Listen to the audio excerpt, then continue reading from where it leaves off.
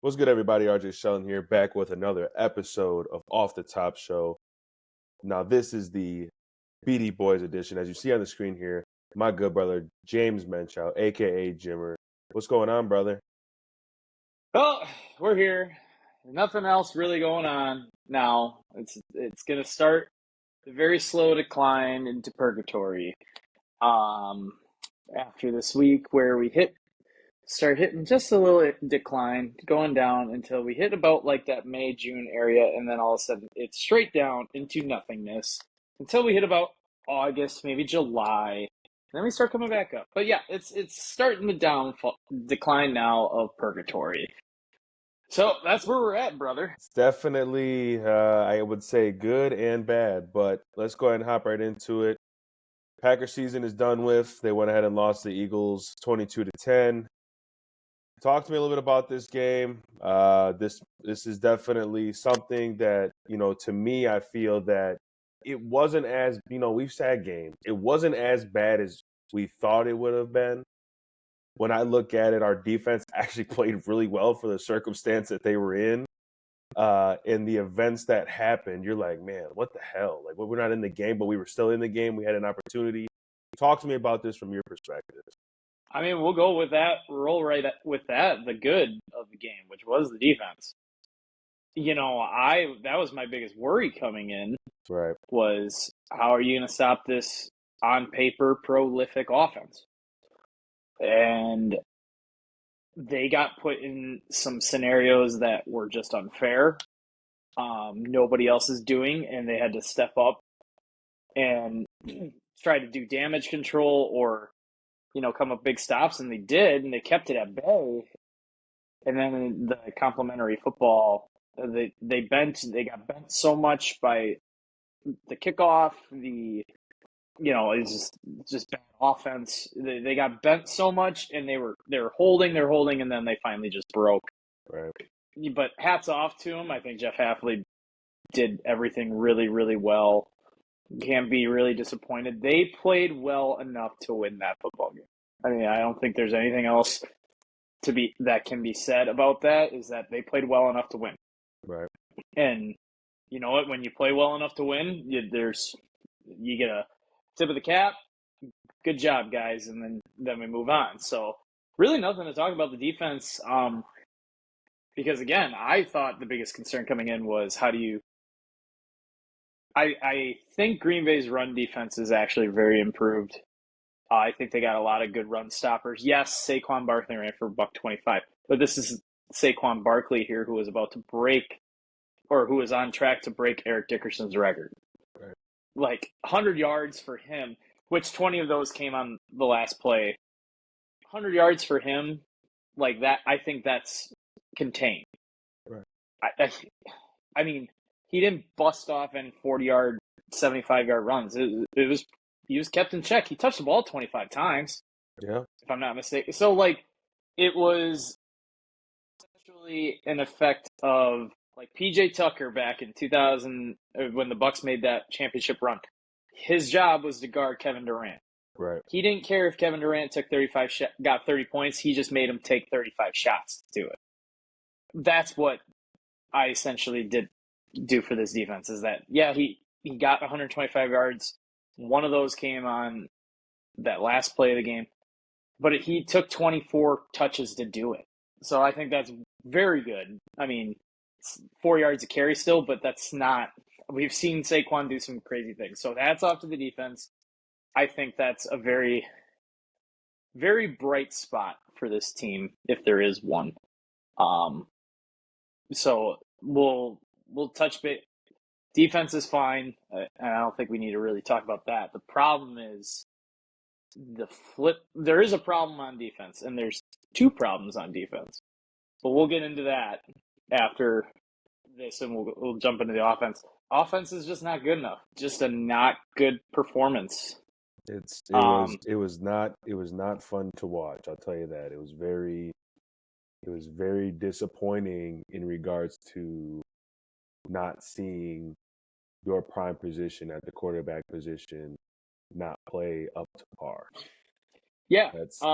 That was very it was very heartbreaking to see because it's just like you got to know that your presence has to be felt, but you have to be able to take over the game. And Jordan Love, 20 for 33 from the field, 212 yards and 3 interceptions. I mean, you can't have interceptions. It's can't. unacceptable. No, I mean the tone was set in the game. Let's just say that the tone was set with the fumble. Yep. And then they got 7, and you kind of lingered for the rest of the half. To be totally honest, again, the defense put up only 3 points after that. So you're like, again, I don't. We were all questioning this. Where is this offense that we saw last year? Not a lot under center, a lot from the gun. All these looking like Miami more than looking like the Miami version of the Shanahan tree instead of the San Francisco, Minnesota, and San Francisco, Los Angeles, and the Minnesota tree, which is a lot of under center, a lot of play action. And the reason why I think that. Go on, you're good. You can get at it.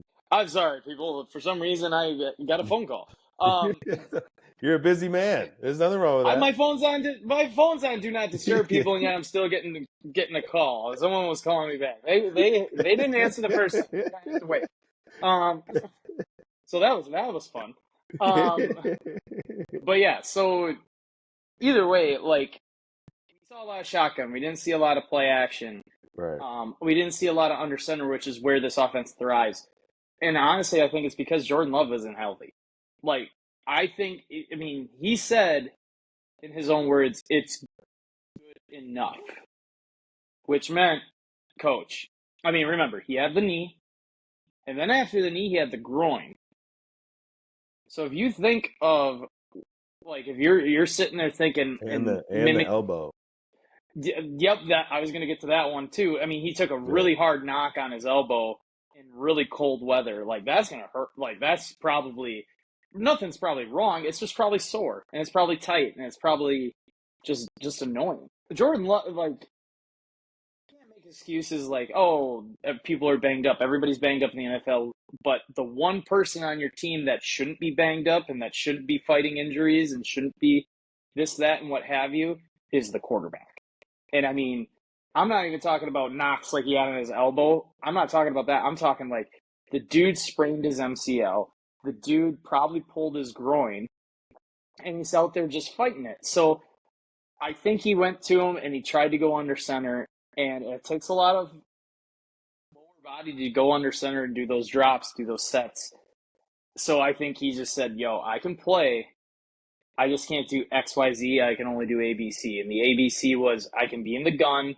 I can take my 3-step drops. I can get away from pressure if I need to, but I can't get under center. I can't do 7-step drops. I can't turn around, fake toss, do a bootleg. I can't do it like on a consistent basis. So like it looked, because you saw last year, why were they successful? He'd turn around, show the ball to the defense, to then pull it back, not get it, little token fake, So the play action game wasn't there because, he can't do those things right now because he's not healthy. That's my interpretation of it. I don't think Matt LaFleur was trying to outsmart himself or invent a new offense because, we've seen that offense for the past 3 or 4 years with Aaron Rodgers and Jordan Love. So now, like, he didn't do it. I don't think he abandoned it. I just think Jordan Love is unable to do it. Yeah. So, and he did say in his presser today that he saw some things in the Philadelphia defense where he just didn't want to run certain plays because of their defensive line. So, it's there's reasons why I interpret it, but we're not in the room. We're never going to know. I just don't think he was healthy. Like, I just flat out think he's still battling injuries that are going to take this offseason to get over and then be 100% coming in camp. But other than that, like, I just don't think he was healthy. He didn't take care of the football well either. But again, he takes chances.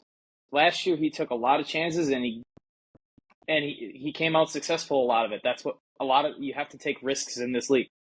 So a lot of questions coming out now. Like we lose this game. We have a lackluster season, which is funny. Everyone says lackluster considering we improved from last year. I mean, you can say what you want, but they were 9-8 last year. Now we're 11-5 or 11-6. Like we're still building up from the life after Aaron Rodgers. We're still building up after cap hell of the past 2 years. I don't think people realize like Green Bay was eating 60 to 40 million for the past 2 seasons of cap, Right. just from players playing on other teams and restructuring to go all in with Aaron Rodgers, Devontae Adams, all those things. This next year, Green Bay is going to be. I think I've read into Ken Ingles, like this guy. He's a good dude. I like it. I like what he does. He does very smart work. He understands how contracts work. He sometimes tweets things where I'm just like, yeah, bro, you're speaking a different language. I don't know what the hell you're talking about. So he projects, after all said and done, after the draft, as things sit right now, because there's some scenarios that could play into that, is that Green Bay is going to be around 22 to 30 million over the cap, or under the cap. They're going to have 22 to 30 million to spend, which is a lot of money in terms of Green Bay, because usually, again, the past 2 seasons, we've been eating 40 to 60 million. So we freed up that, and you're thinking, okay, we're going to have a good amount of money to go spend on guys. But now we have another problem with the cap, and that comes in for Jair Alexander, because now all of a sudden he just is like, he's starting to become how Zadarius Smith was. You know, Zadarius came to the team, had a really good first year. I mean, Jair's been there for how many years? But now all of a sudden the marriage is starting to go south. Yep. You know, end of the year meetings, everyone's talking at their locker. You know, we all see in the interviews. Jair refused to speak to the media and said he didn't want to talk to him because he didn't have anything good to say. But why don't you have anything good to say? So that's an indicator like this is bad. Yeah, like this very, is very this bad. is bad. Like Keyshawn Nixon didn't have anything good to say either, but he still talked. He unfollowed us. He unfollowed us on all Instagram after basically the game. It's like, dude, so you have now 2 locker room cancers to get rid of. One guy who, I don't know what Jair's problem is. He's probably hearing the noise of everyone saying like he can't stay healthy, and we're sick of him talking. Right. We want him to play. He's becoming what Aaron Jones was last year. Aaron Jones played 12 games. He wanted to get paid $14 million. Well, guess what, Jair? You've played half of your games in the past 2 years, and he still wants his 20-something million. Is he a $20-something million player when he plays 14 to 17 games? Sure, absolutely. But you're playing 8. Yeah. You're not worth it. And people get salty when they hear, okay, you're not worth this much. If you played, you were. Like, I think they don't realize that they're not saying you're not worth this all the time. Jair, you're only worth $10 million. Why? Because you only play 9 games. Your contract's 20-something million, so we're only going to pay half of it. So there's probably talk of wanting to restructure him, and he probably doesn't like it. So probably number one, what you got to do in this offseason before June 1st, get rid of Jair some way, shape, or form. Hopefully a team can take it, or somebody's looking for a proven corner that has some cap space, but I don't know. The other problem is Keyshawn Nixon. Now, after his horrendous day yesterday, and again, I'm over Keyshawn Nixon. I think people can see that I am over Keyshawn Nixon because of how I've talked about him on the pod. He's a kick returner. That's how he made his life and made it into the NFL. He's a kick returner. Now he's talking, I'm cornerback 1. I need to be, I'm kind of over taking kicks. I'm paraphrasing. I'm trying to get this right. But he basically said, I'm over it. I'm over taking kicks. I'm cornerback 1. I don't think I should be taking back kicks. So when he said that, everybody's like, really? And then Matt LaFleur comes on today in his end of the year presser and goes, yeah, I heard about that. That was interesting. And I'm like, ooh. He goes, yeah, we'll have to have a talk about that. I mean, he praised how much he likes Keyshawn, the way he plays the game and everything like that. But I was like, oh, head coach is like, yeah, that's interesting. That's not a reaction of, yeah, I heard that. Yeah, we're going to talk about it. I love it. No, that's interesting. Oh, coach didn't look too happy, thrilled about that. He's like, oh, I'm going to have a talk with the coaching staff. Yeah, the last time I checked, the coaching staff decides what you do, not what you decide what the coaching staff should do to you. Right. So he should get the wave goodbye. You go see what you can get. What you get, go ahead and take it. If you're not happy what you're going to get, you can come on back. But he's a fiery player. He plays with emotion, but he had a dumb personal foul, as he usually gets in trouble, as he usually does, because he just starts talking. That's all he fucking does is talk. And it's just like, he found his niche as outside corner because then he doesn't have to stick his nose in things because he's soft as baby powder. Yeah. So, like he's not a nickel corner, but then they put him on the outside, and it was better because he is fast. So he has that straight line speed, and he has good change of direction and everything like that. But the dude he can't play inside. So he found his thing. And now you're talking cornerback one, bro. You're not even you might start as CB1 for the bottom tier of this league. Maybe. You're probably a top end cornerback too. I think you could probably, you're mid-tier cornerback too. So I don't know where his head's at, and it's really good to bet on yourself that good. So well, yeah, I mean, it's just like I will say for him in the situation, if he would have started at corner, obviously, because I mean, Jair was out. You got to look at the situation. He's not playing outside corner if Jair's not in there. And on top of that, Hafley put him off majority of the time. It ain't hard to play off the corner, and especially you got help underneath. You gotta watch what you're saying, my good brother. It ain't like you're playing 1-on-1 man against AJ Brown. I mean, you didn't have to line up. You didn't have to shadow people. No. You're not that good to where they shadowed 11 across the field. No, here's your half the field. Enjoy it. Move it, right? Yep, enjoy it. Guess what?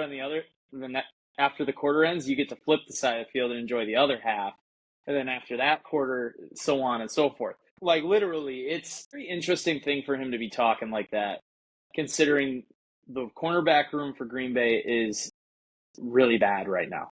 That was a bad. I'm going to tell you this right now. Looking with my own eyeballs, being at that game, that was a bad look for our cornerback room. I mean, yeah, Carrington Valentine. Yeah, I might not look at him ever the same after that. I'm gonna be honest with you. No, you're gonna look at him the same way. I don't know if you saw it because you were at the game. I don't know if you saw after that drive, Xavier McKinney literally in front of him, just no, I didn't. That's hands on knees and just like probably goes. So, what was your thought process through that? That's why I love McKinney. And you just saw him just go like, mm-hmm. That's why I love McKinney. Yeah. Oh, yeah. You thought that was a good idea? Okay. And then he walked away. Xavier McKinney is probably the smartest to second smart, probably the smartest defensive player on Green Bay. There's no doubt about it. Right. Edgerrin Cooper's probably number 2. He was a freak live. FYI. You're talking about the middle of Green Bay's defense. I think it's squared away. Now you got to worry. Who's the alphas? Who's the alphas going to go in for the defense? So it's Edgerrin Cooper, Xavier McKinney. Yeah. He is physically an alpha, and the way he plays. He played well. I think he played really well. And then I think Quay Walker can be another alpha. Hey, here's another guy. Quay trained to left the station. I'm off of it. I don't want another ticket. With him and Edgerrin Cooper now playing together, because we had a very small dose of that, he looks so much more comfortable. Yes. Because, I think Edgerrin Cooper covers up so much. And I think Quay just is wow, this guy. I think he's just playing more loose because him and Cooper, because Cooper's smart too. Those two talk right next to each other. Thankfully, they're right next to each other. He could probably say something. Quay just looks so much better with Cooper next to him. So I think Quay Walker and Edgerrin Cooper have a chance to be a top 5 tandem in the league. Yeah. We got to see how next year plays out because, again, small sample size. That's really about it. Like, you look at alphas on the defensive side, that's it. There's no one else. Kenny Clark is getting paid $20-something million, didn't do a damn thing this year. You could have convinced me he didn't play all year, and he didn't. I'd be like, oh, yeah, it looks like he only played a couple games. No, by the way, he played a lot of the games. And it's like, what? He didn't do anything. That was a questionable decision on the front office anyway, why they extended him to big money. Because I was like, this is his 3rd big money contract. Right. Like, I understand nose tackles and defensive tackles are kind of a dime a dozen. Right. You don't really get. Green Bay had one that retired early in B.J. Raji. B.J. Raji retiring early, you saw what happened to that defensive front. Kenny Clark was really good, but now he's like 29, 28. Here we go, guessing ages again. You might want to help this before people come at me. He's getting up there. Like, he's not young anymore. So 29, you were close. You were on. Okay. As long as I'm within a year or two, I'm okay. Then you look at Devontae Wyatt did not play a lot this year. I think he's another defensive tackle with a quick step that could really gain some penetration. TJ Slayton is just your big, heavy run stuffer. Oh, it's a rundown? All right, big boy, get in there and clog some holes, fella. So, and he had a stupid penalty yesterday too. So, and he's in a contract year. It'll be interesting to see what he brings, like what they do with him. So right now, your defensive tackles and your cornerback room, along with your pass rushers, not because I don't like. I think that's a solid room. I think the edge rush position and their wide receiver room are like damn near the same. A lot of really solid pieces. Excuse me. They have guys, lowercase g, lowercase u, lowercase y, lowercase s. They need, both of those rooms need a guy. Capital G, capital U, capital Y. They don't have that. They thought they had in Rashawn Gary, but he didn't have a very good year this year. Maybe next year he breaks out of his shell. I don't know.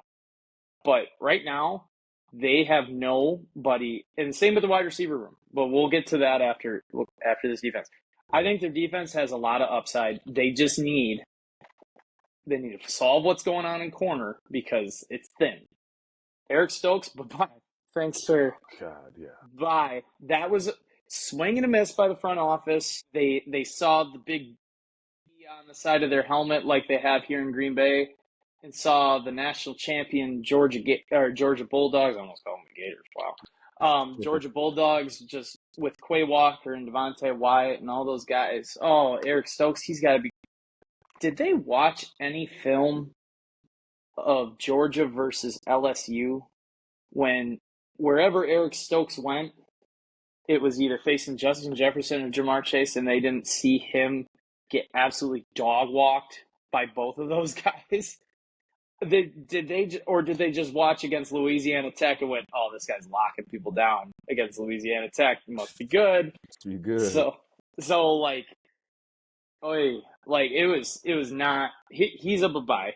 Thank you for all your time in Green Bay, but please leave. Don't forget your belongings. We're not going to FedEx you. Carrington Valentine signed for another year. Keyshawn Nixon's a free agent. I don't know. I don't know about that. And Jair Alexander looks like he wants to be gone. So with that money, you either have to trade Jair like for like with somebody, if there is anything out there. Like, there may not be anything out there. You know, I don't know. Or you're going to have to refill this room that's on a couple, lower deals, guys maybe on their way out or, trending downward in the careers, but they're veterans and they bring knowledge and some IQ, and then reinforce it in the draft with younger guys. Or I don't know, you're gonna might have to live with Jair Alexander. You might have to gamble. You might have to sit him down and just take another year and hope and pray that he plays 14 games, because any little knock, he might be like, yeah, it's not working for me. And he might just sit there and steal his money. That's the only problem I have with his defense is if 23 can buy in, because again, you had to reprimand him 2 years ago for his little stunts that he did. You had to suspend him in a big game. You might be okay if you can keep Jair in the room, because that'll solidify one. You got, again, hope and pray that he plays 14 games. But and on the injury too, that was a huge miscalculation for Green Bay. He has a PCL tear. You know he has a PCL tear. Why are you even trying to be like, you know what, why don't you just sit out for 6 weeks? So yeah, just go in, get surgery. 6 week, I think it's 6 to 8 weeks you're out after surgery. He would have been playing potentially against Chicago or Philadelphia. And if he isn't, then guess what? He still wasn't now. Right. So I didn't understand that. And then they got our hopes up with, oh, he practiced all week and then he didn't play. And oh, he practiced and then all of a sudden it went down. Anything torn and it's like, oh yeah, he could play against Chicago or Philly or Chicago or the week 1 of the playoffs. Go into the room real quick. Get snipped, get tied up. Let's get it back in there. So I blame that on the coaching staff and the training staff and the front office. I don't know how that all works together, but if they knew it was torn at that point in the season, then they could have said, well, with surgery, he could be back by last week of the season and potentially or week 1 of the playoffs. Done. Sign it. Because I would have been confident enough that Green Bay can make it into the playoffs without him. Because if you're going to survive that long without him, without surgery, then what's another 2 games? So onward, off the defense. Defense looking really good. I think when they get healthier, I think they need to get into the draft. They need a guy, capital G, capital U, capital Y, not the lowercase variety, the uppercase. And we'll start getting talks about potential people coming in. I know people are talking about the Max Crosby thing. I think it's there. I think that's probably the most possible outcome you could get. Yeah. Is Max Crosby coming in. Maybe you could offload Jair for Max Crosby. I mean, this isn't Madden. Maybe Las Vegas is like, why would we trade a premier pass rusher for a premier corner? Yeah, I don't know. Who knows? We'll see what Goody and Russ Ball and all those guys have planned, but I think the most probability is Max Crosby could be a Packer next year. Again, a lot of things that need to be worked out, ironed out, talked about. But I think because I see it already on Twitter, like 3 names have been named about, hey, let's get in for this guy. I think Max Crosby is probably the most probable of that happening, if there is a probability. On to the offense. Yeah, no. So obviously the alpha male guy is totally with you on that. Kenny, Cooper, Edgerrin Cooper, Quay, Picks. and Rashawn. But I really think for me, Rashawn Gary's Rashawn Gary. I could care less. He was really inconsistent this year. He's been inconsistent his whole career. You look at last year, he had a good year, but it would be week 4, 3 sacks in one game. You're like, holy shit, like this guy was everywhere. Right. And the next 2 weeks, maybe 1 sack, half a sack, maybe 1 sack again, 1 sack, half a sack. And you're like, okay. And then maybe no sacks. And then all of a sudden, oh my God, he had another 3 sacks. Right. Because last year it was kind of like that. Thanksgiving against Detroit, he had 3 sacks. 2 of them were I think 2 of them were fumbles. And then the rest of the year until their season ended. So we're talking from Kansas City which was the next week, to the San Francisco 49ers. That was 7 games. Scrunch that all together, tie it up, and what do you have? You have a half a sack. Yeah, so that's about the only guy that I think that won't be that alpha. But moving on over to the offense, though, what do you think? Because obviously there's been talk as well. Tucker Kraft came out, say what he said. I back it 100%. Josh Jacobs has always been that consistent guy to where he's about action. Those two guys for me are the alphas as of right now. And I was yes, going to say, you want to talk about alpha. I haven't said Jordan Love because I don't even think he's there right now yet. I don't think like when I hear like that out of not the quarterback position, I know that that doesn't mean anything and you got guys, but that means a lot to where we are as an organization and what we have throughout the years of those quarterbacks being alphas for the Green Bay Packers. Yeah, okay, RJ, you may be like, "Oh, you're crazy. It's fine." Blah blah blah. I can't really, hear that because the quarterback position wins you Super Bowls. It ain't the running back. It ain't this. The primary position, we've been seeing it for years. Your quarterback has to play lights out, and your quarterback and your head coach or whatever's going on have to be on the same page. And you got to show life into the team, man. Jordan Love I feel right now is just going around. He got what he did last year, thinking that can translate. And now it's just only going to get worse. Not say worse. It's only going to be more of a point for him to get his word across to the team and command the huddle. So talk to me about this from an offensive standpoint for the alpha guys. I know that I went ahead and said my little spiel, but what is your perspective on this? I think Jordan Love is going to be fine. I think people are reacting a little too much on it. If you look between the splits, and again, we're not comparing, we're just evaluating. If you look at the splits between him and Aaron Rodgers, their first 2 years, it's relatively almost the same. Except Aaron Rodgers had dudes around him. He had Greg Jennings, he had Jordan Nelson, he had Donald Driver, he had Jermichael Finley. He had James Jones. He had dudes around him. I'm not even talking about guys who are capital G, capital U, capital Y. He had dudes. That is a totally different process.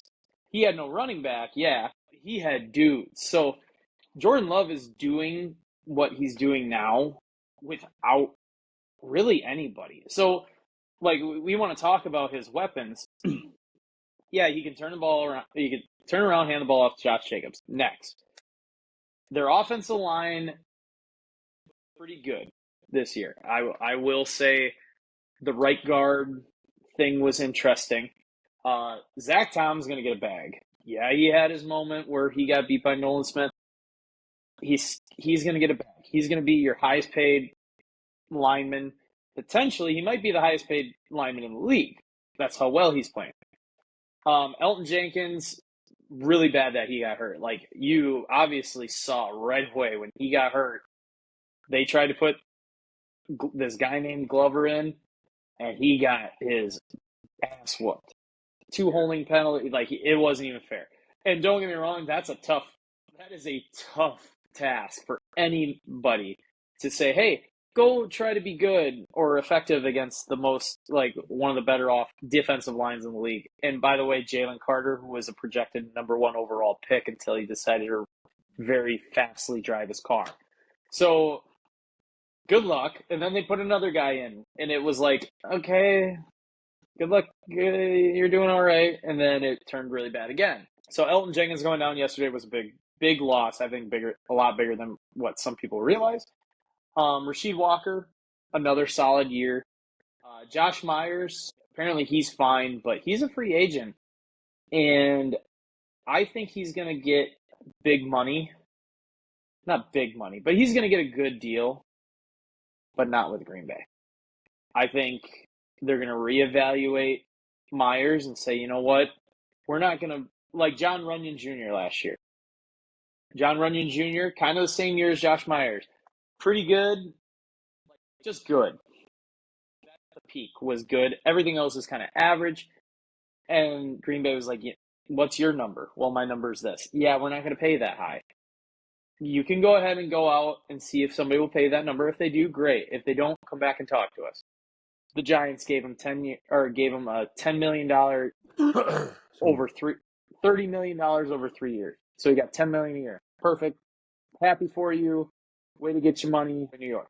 I think that's going to be Josh Myers. I think he's going to get some money, but it ain't going to be what Green Bay wants to pay him because I just don't think I think he's average. And I think that's best. At best, he's average, which is why there was talk of wanting to move Zach Tom into center and then maybe finding a tackle to play on the outer half or on the right side.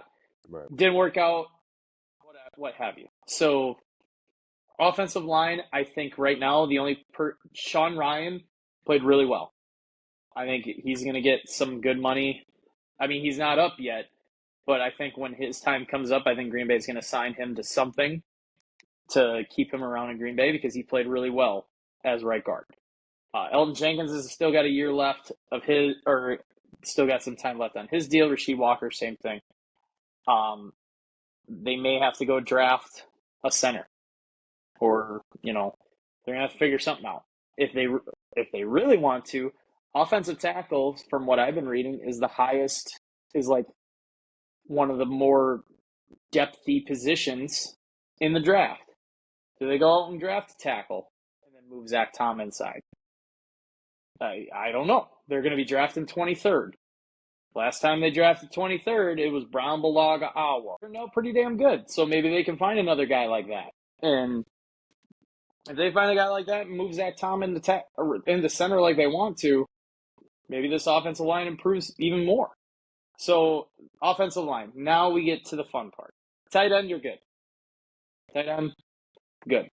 Luke Musgraves and Tucker Kraft. Sprinkle in somebody for the third one, you're good. I think Tucker Kraft could be probably a top 5 tight end in this league, if not maybe the best tight end in the league at one point. It's going to be tough with this guy named Brock Bowers out in Las Vegas. He's an absolute freak, but I'll take top 5, top 3. But I think that's where he's at. He can run block and he's athletic, out catching passes and everything like that. If Luke Musgraves can stay healthy, I think that's going to be a dangerous 1-2 combo at tight end because Luke Musgraves can move.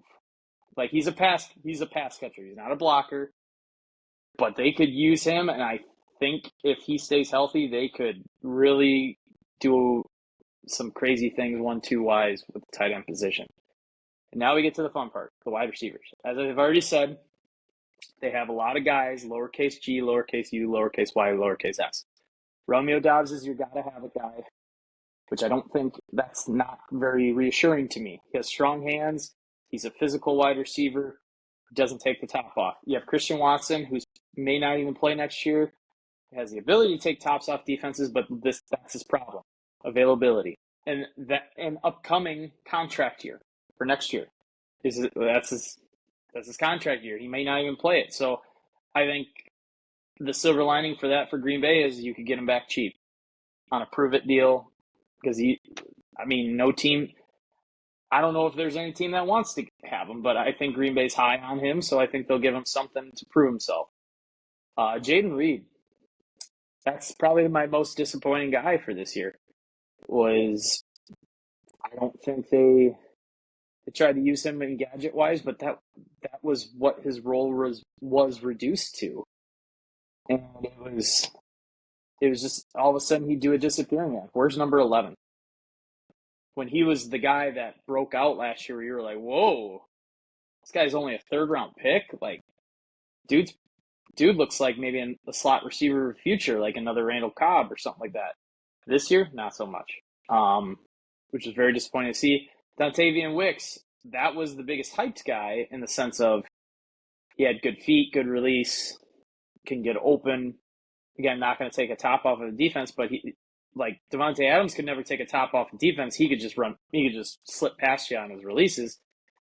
And he led the league in drops, along with Jaden Reed. Drops killed this team this year in the wide receiver room.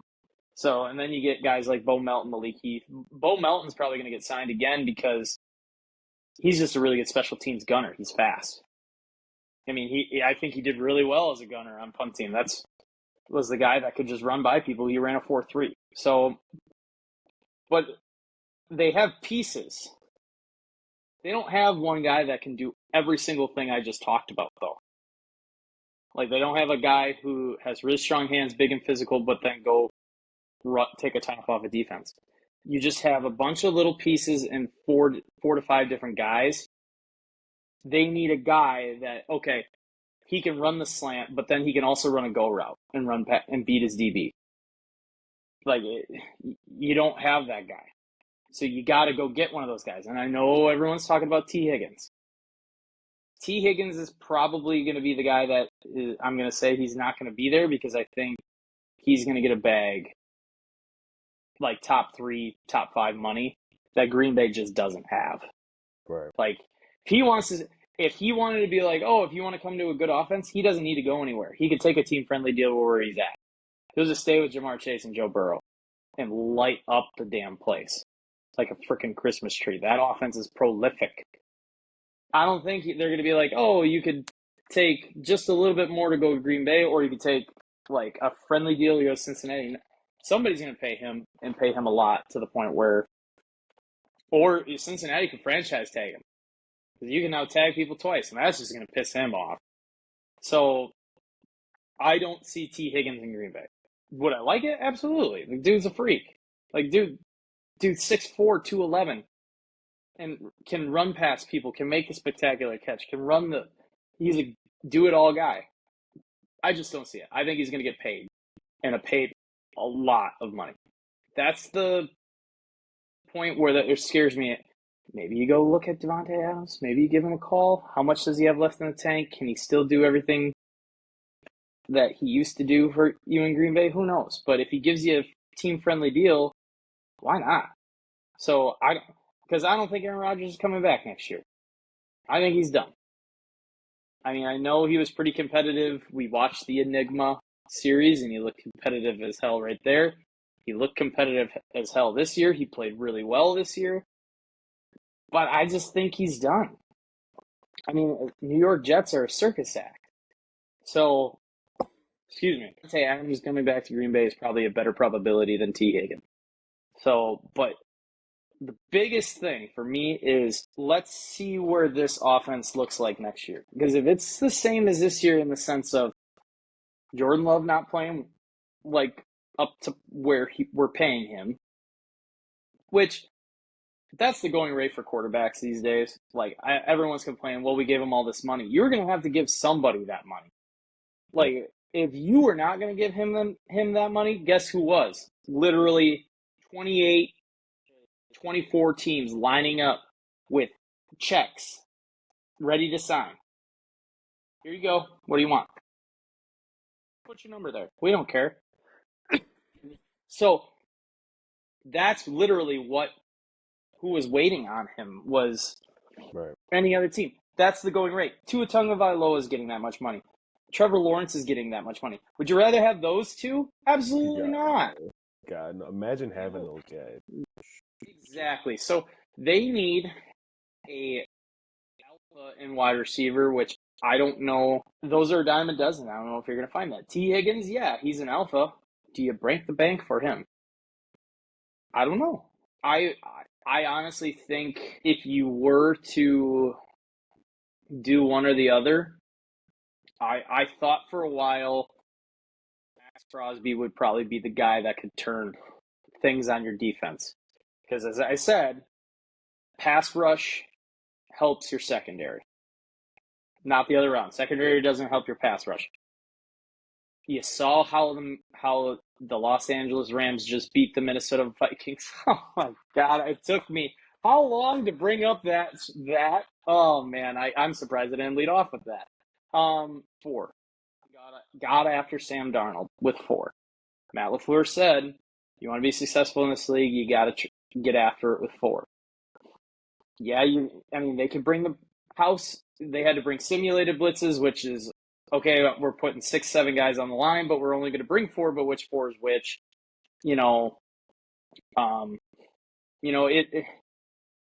I always thought it was a pass rush, but now, like I've thought about it a few days, if you can get T. Higgins, I think that's just going to flip this offense on its head. Because now you have like your AJ, like the Philadelphia Eagles had Saquon Barkley, AJ Brown. You have a tandem like that where there's nobody on this offense on the perimeter that guys are circling. Okay, we need to worry about this guy wherever he goes. Everyone circles number 8.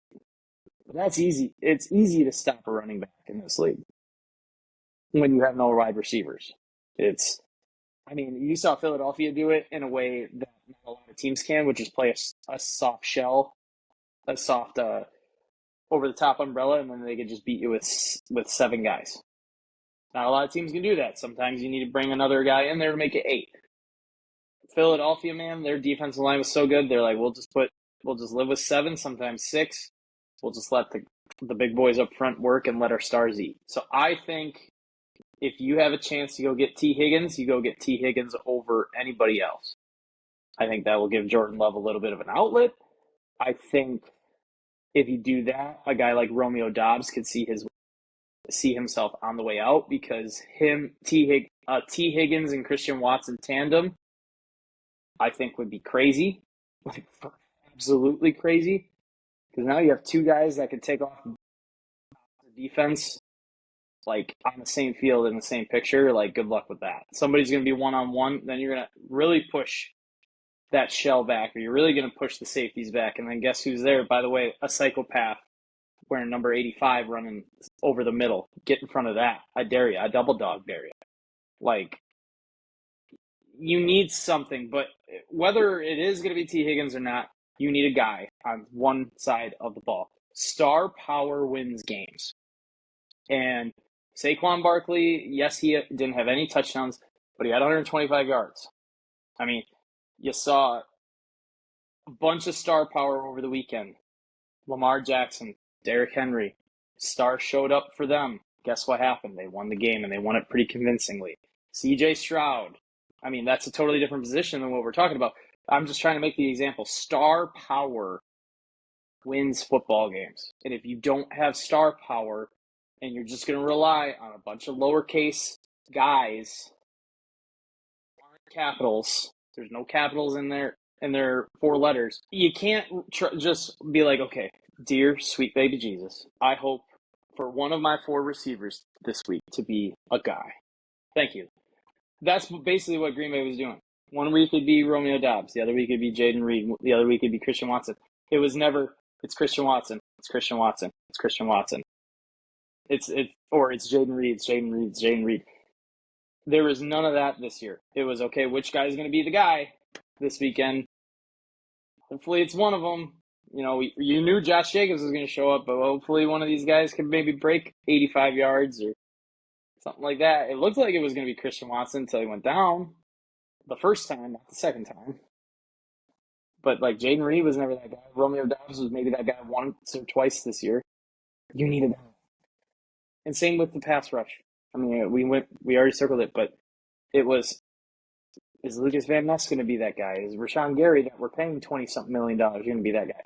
Is, JJ McBarry? You need a guy. You need a guy in somebody's circles, because then that opens up everything else for the average players that I think are pretty good. Like, I think they have a good above average talent who are average. They need to get more one-on-ones, because then they can beat other average guys. So I think this team is closer than what people think are reacting right now, but it's still a lot of work, and they're going to need a lot of things to go their way in order for them to get there. And that's not even like, I mean, you've been on championship teams at a very high level. I've been on championship teams in an amateur level. One thing has been for sure on every championship ever, there's a little luck into it. You need the ball to bounce your way. You need something lucky to happen within that season or playoff run or championship game to go your way. Whether that be every single guy playing lights out like Green Bay did last year, or just some freak accident that's lucky. You need something to go your way. So hopefully Green Bay gets lucky in the draft and they pick another Edgerrin Cooper, except maybe at a corner, or an edge rusher, or they find some wide receiver in the 4th round, like Evan Williams. Evan Williams was a 4th round pick. Maybe they find a wide receiver in the 4th round, and all of a sudden it's like, who is this dude?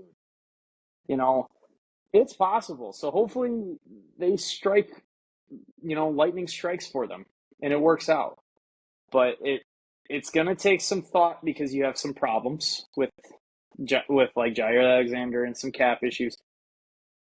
But you hope it all turns out for them. But it's a lot. Like, they are close, but those steps to get to that peak are very, very big steps, and you just need things to go your way. No, this is going to be a really big offseason for the Packers. And I was saying this to myself, this year is going to be huge for Packers. We're either going to be very good, or we're going to be, if not mediocre, than what it is, because this is around the time where we need to go ahead, and if we are the team that we are going to be, we can't start just talking about it. Now we actually need to do it. It ain't like that. We can't sit here and, we can think, we can wish this and that, but you have the talent. You have the things there in place. You got to go ahead and make it work from what it is. And if you can't get the things that you can't get in regards to savings, we can't go and get Max Crosby. This is just a whole blow-up talk. We're not really going to get T. Higgins. I think the Bengals are going to pay him. Yeah. I would say Crosby's, it's maybe 10, 15% maybe. I'm not going to go ahead and say I think right now, warm, but this is going to be a huge, huge, huge offseason. When the guys come back, when they start camp, and when they start their first game, we are going to know what team we're going to have first game. Yeah, and I think the way Green Bay operates was, and it pisses a lot of people off in the short term, in the very small picture, it pisses a lot of people off. But in the big grand scheme of things, which some people don't see, it's why we are very fortunate to have a team or for me to be a fan of the Green Bay Packers. Very fortunate. They always drafted and always made moves that kept them good for a long period of time, to the point where if you did catch fire one year, then you're going to, if you caught fire one year, then you are immediately a Super Bowl contender. Like last year, they caught fire and people didn't realize it, but if they beat San Francisco, who says what happens in that Detroit game the week after? Stuff like that. They can't do that this year. They have to be aggressive. Go aggressive. Trade some picks. Blow up the future for a little bit. Because guess what? The Rams did it 3 years ago. 4 years ago. 3 to 4 years ago. They didn't have a first round pick for 3 years. And guess what happened? They won a Super Bowl. And guess where they're at right now? They're in the NLD, or oh my God, the NLDS. They're in the divisional round of the NFC. They're in the Final Four for the NFC. Like, it's really hard to rebuild, but in the NFL, I think it's the easiest. They got blessed with Matt Stafford going down. I think it was last year, because if you're hurt in football, then you just pack it in. We'll get a top 5, top 10 pick, and then we'll get a guy that can impact us right now. Stafford comes back. And what I don't think people are realizing, so go aggressive. If there's a possibility you can go get Max Crosby for first round pick, you're telling me you wouldn't trade 20 if you could get in the draft. If things fell to you, you couldn't get a guy that could produce like Max Crosby can now at number 23. You wouldn't give up. You wouldn't pick him if you knew in your crystal ball, oh, this is another Max Crosby, or this is going to be exactly how Max Crosby is right now with 23. But you don't know that. It's the draft. But Max Crosby has proved that. Give up 23. Who cares? You basically just drafted Max Crosby. Do that. Or you know what? With the rate that players are actually going at right now, I wouldn't be surprised if like a second and a fourth give Max Crosby. Keep your 23rd. And then I think the other thing people aren't realizing, Jordan Morgan, Packers number 1 pick last year, and Marshawn Lloyd, their second, I think he was a second round pick last year, maybe a third, top end third. Those are basically like 2 free draft picks, because Marshawn Lloyd played 1 game, and then Jordan Morgan played a handful of games before getting hurt. Those are basically 2 free guys that you're like, never contributed, but I think Jordan Morgan on the interior line could make an impact, because he's played in the interior line and he actually did pretty well. Marshawn Lloyd, the 1 quarter I saw him play live, I was like, oh, okay, yep, this guy's got some got some electricity to him that I don't know I think could be really well, especially when you match it up with Josh Jacobs. Like that whole shotgun, like if Marshawn Lloyd was healthy this year in the shotgun, I think it would have been a little bit better because Marshawn Lloyd's just quick. Those quick guys can run the shotgun stuff. I mean, Josh Jacobs obviously did really well, but like Emmanuel Wilson is not in the same tier as Marshawn Lloyd. Like it's just not. I mean, Emmanuel Wilson, that was like one of the guys that find the average guy that you need to play above average in a championship level team. Emmanuel Wilson was that guy. He was an average player and he played above average, in my humble opinion. So, but blow the damn thing up. Be aggressive. Do something that you might take 2 years to rebuild. Because from last year's draft, Green Bay drafted a lot of guys who impacted. And if you have a couple more drafts like that, that's going to be good. But most of those picks were second and third round picks, day 2 picks. The Packers haven't had a guy in the first round impact them really at all. I think Devontae Wyatt Quay Walker's finally coming around. Devontae Wyatt is like another guy that you can see. But then you got like Eric Stokes and Lucas Van Ness. Your first round picks have been, and then Jordan Morgan. Your first round picks are the guys that are supposed to help you right now.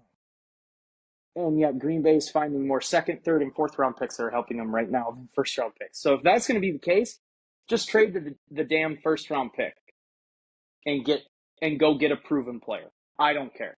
Blow it up. It's time to be a little bit aggressive right now and blow the damn thing up. You got, I think, a good 3-year window to do that.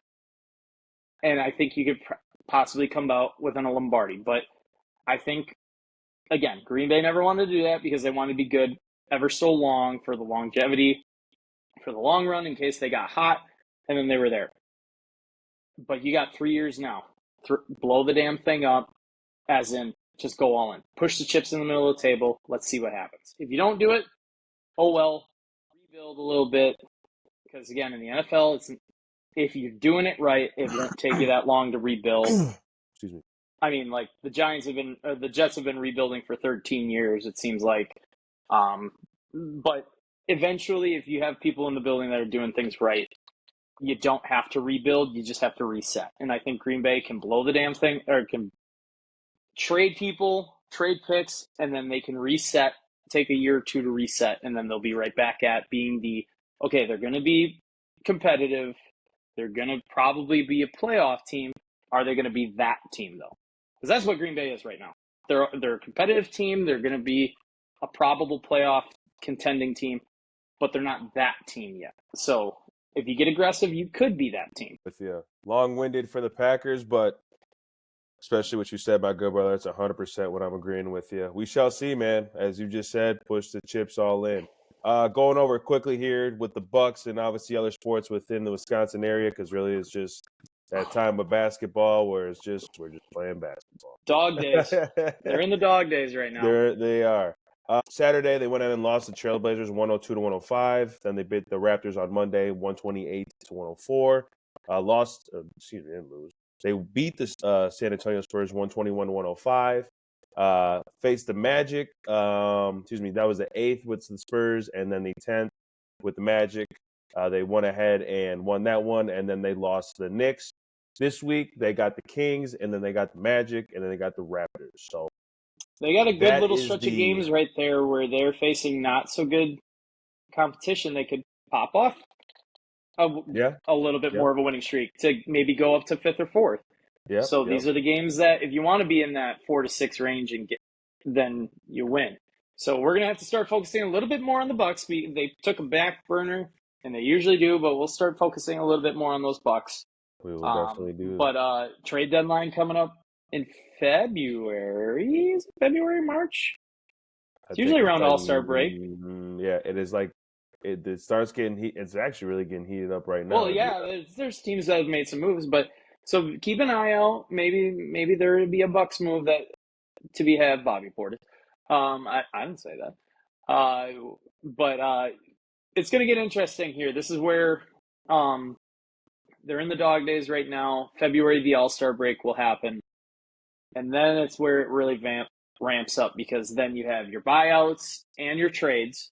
And once that's all completed, then it's like, okay, we really need to lock it down here. Let's figure out what team we are officially now.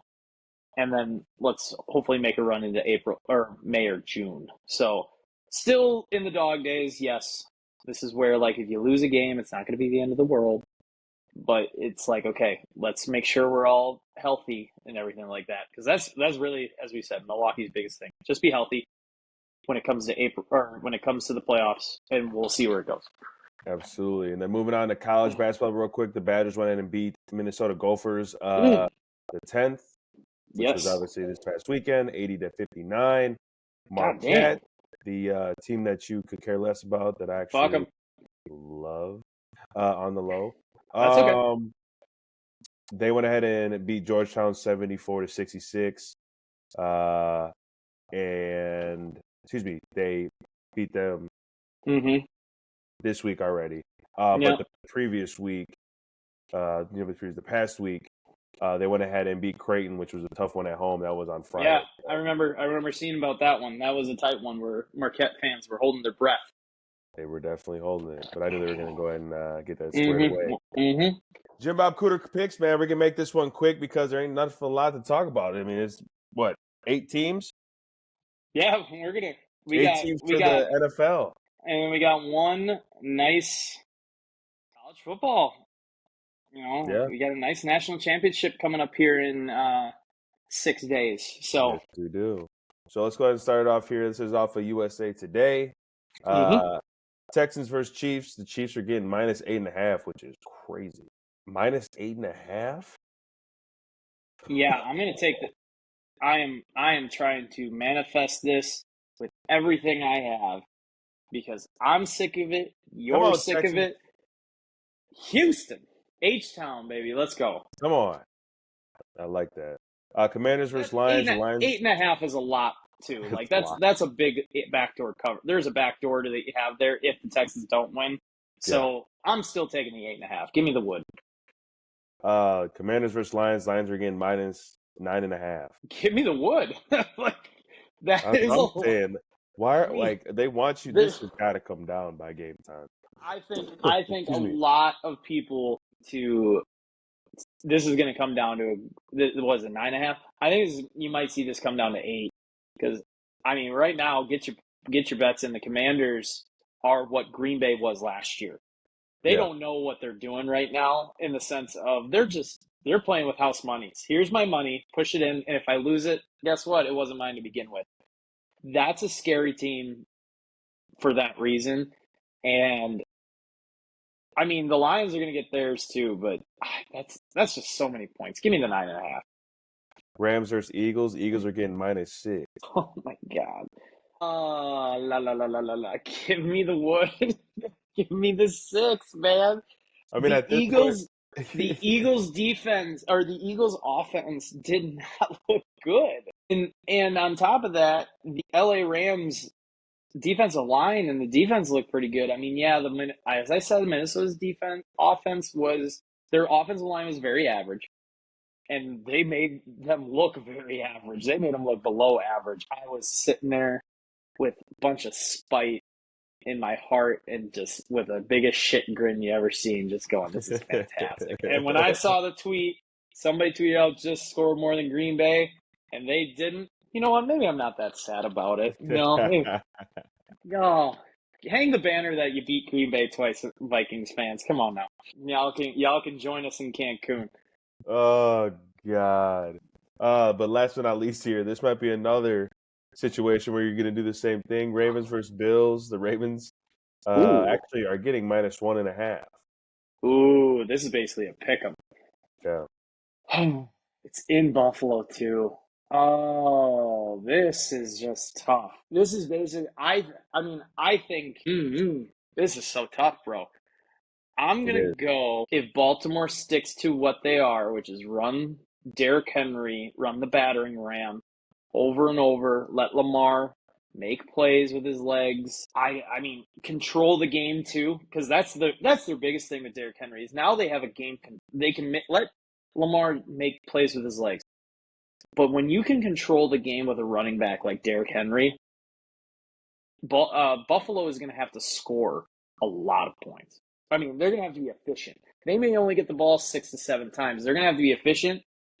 I'm going to go Baltimore here. I think Baltimore is the most consistent team and potentially, I mean, Buffalo got off to a slow start and then they cooled off very quickly. Mm-hmm. I just think in Buffalo, in that cold, which yes, Buffalo's used to, but with Derrick Henry, no, sir, no, thank you. I will be sitting on my couch. I ain't want to get in front of that. So I'm going to take Derrick Henry and Lamar Jackson, who should be the MVP of the league. So I'm going to take them. I think this is going to, what's the over? You got an over under on here? Sorry, real quick. No, because as I go ahead and look it up real quick. I mean, I guess I could have done that too. While you were giving me the other over or the other. Oh my God, talk, Jimmy. The other line. Yeah, no, you're good. If it's not like 52, 53, let's see if I can. 51 points. I'd hammer the over. Hammer that over. Because I think this may get out of hand real quickly for the defenses. So, but I'm taking Derrick Henry because I think they're going to just control the game. I got you. And then obviously the last kind of time that we'll see NCAA football, man, Notre Dame versus Ohio State. Ohio State is getting -8.5 as what I'm looking at off of the internet. Man, what great college football we had this past weekend too. Oh God. This again, we've said this how many times? This is what they envisioned, right? Yeah. They just want a game. So yeah, the first week, bunch of blowouts. Okay, fine. The second week, you had one really good game, and then you had some more blowouts. Okay. Now you have truly 4 teams that are playing their best football. Notre Dame, yes, they played. People are like, well, they didn't play anybody on Georgia. That's Georgia. It's still Georgia. Those players, those second stringers could have probably went to Notre Dame and played there and would have been starting. Let's not take it away. This isn't the NFL. This is college still. Like, they're still really good players. And then they go in and against a Penn State team where I thought Penn State was just going to bully them up and down the field because Penn State's so physical. Notre Dame was up for the challenge, played their ever-loving hearts out, and then Texas, I was hoping, could have tied up the score, and then public enemy number 1 at the Niblick Road Golf Course, Jack Sawyer, decided to do his thing. He's a playmaker. That's another guy I would be like, hey, I'll take him in Green Bay. Not Niblick Road Golf Course, I guess, but you know what? We'll have more conversations and beers over that. Right. Like that is just what this is supposed to be. It's supposed to narrow down the teams that are playing the best over a certain span. Not, you get one game to get in it, and then when you're in it, you better win. So, I mean, it's still that way now, but it's like more room for like, oh man, I don't want that team in there because this could cause us some problems. Obviously, Notre Dame was that team. Like they won their games. They played a really bad Indiana, or I shouldn't say really bad, but a really overrated Indiana. Yes, they didn't play a full strength Georgia. Yes, but then they played a full strength Penn State. They went right down to the wire with them, and then they came out on top. 8.5. This is some of the 2 most insufferable fan bases in college football for me. I don't like Notre Dame. I've just never been a Notre Dame guy. I thought Rudy was just a really weird movie. And I have never in my ever loving life, and nor will I ever love Ohio State. So with that said, I'm putting it on a tie. No, I'm kidding. I'm gonna take Notre Dame. They are just proving that they're the team that just doesn't go away at all. So, and it's a national championship. You're going to see some fireworks in the sense of things that are usually not in the playbook are going to be in the playbook. Any way, shape, or form, anything's on the table right now. Yes, Ohio State's playing the best, probably the hottest team in the country. Let's just say that. But from a betting standpoint, I'll take the 8.5 because teams play till the final whistle in the national championship game. But also Notre Dame's just proven you leave that door open. Like my door was propped open at the beginning of the podcast, and my cat decided to kick it in and come by my feet and leave the door wide open. That's Notre Dame. They're going to kick it in, and they're going to come in and make themselves at home. So I'm going to take Notre Dame 8.5. I hope Notre Dame wins. I can deal. There's not a lot of Notre Dame fans here. I can deal with it. I don't want to hear it from the Ohio State fans. Y'all don't deserve it. Y'all a bunch of cheaters anyway. But that I'm hammering it. I think I got in one favorite. I don't think I've ever done that. So I might, you know what? It's so weird. I might actually have to go and put some actual money on it. Jimmer might have enough for some brand new shoes. Let's do it. Let's do it. Hey, how about this TGL? How about this golf ball league they got going on? Before we go out. This is revolutionary. For one, in the technology standpoint, this is revolutionary. But for the game of golf, this is for the casual fan. So, our boy Tony, he is not the casual fan. He pays attention. He watches all the majors. We watch all the majors, but then he watches the players and the waste management and Sawgrass. I don't even remember what that one is. See, I don't even know most of these. The John Deere Classic, the Zoo, whatever it's called. That's wherever that is. The Dubai Open. He watches all that. I mean, we're sitting in front of it and we're watching it too. But this is revolutionary in the sense of, first and foremost, we get to watch Tiger Woods. Absolutely. On a consistent basis.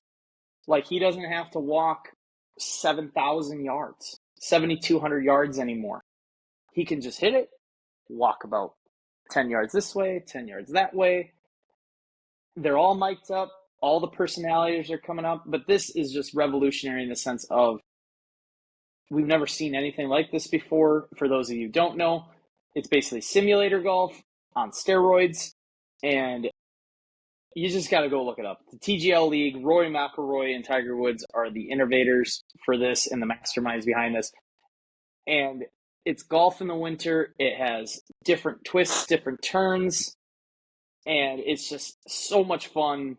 I love it. I mean, it's so loose. You usually don't get to see the players this loose unless they're playing a pro-am or on the on the match plays, which that's even losing its lackluster because, I mean, guys are taking this. It used to be a thing for charity, but now it's starting to lose it's kind of savvy. So this, I think is going to be revolutionary. It's always going to be fun. And again, the main thing is we just get to watch Tiger Woods play golf. People tune in. It doesn't matter at what capacity. Tiger Woods playing golf puts asses in seats and people in front of television because it always makes me every Masters, because he's going to be playing in the Masters. That's the one tournament he will be playing until he physically can't walk anymore. And we will all wonder what time does Tiger tee off because we got to watch it. So until he's about maybe 65, 60. But he's a couple years away from being on the senior tour, and that might bring eyes to the senior tour because they can ride carts and everything. Tiger Woods playing golf is what's best for golf right now. It will always be what's best for golf, probably for another 5 years. I mean, yes, he doesn't play a lot of tournaments, but it's Tiger Woods. He's magical in the sense of any point in time he steps on the tee, maybe not anymore. I probably am hyping myself up a little bit more. But what he did in 2019 in the Masters was the greatest comeback any of us will ever see in our lifetime for an athlete. I don't think there's going to be another one. But him being on TV and playing golf, I guarantee if something like this happened when Jack Nicklaus was still winning majors at this point of his career. So, and even still, when he was golfing at 70 years old, people were still watching him. Like, legends put asses into seats. And Tiger Woods is not just a legend, he's the best golfer there has ever been. And so if he has a chance to play and he's still like somewhat decently competitive, I mean, I don't know if he's that competitive anymore, but he could turn some heads. You're going to sit and watch. So this is a really cool thing. If you haven't seen it, at least give it a check it out on Tuesday nights on ESPN. We had some technical difficulties towards the end of the show, but have a wonderful week and weekend. We will see you next week.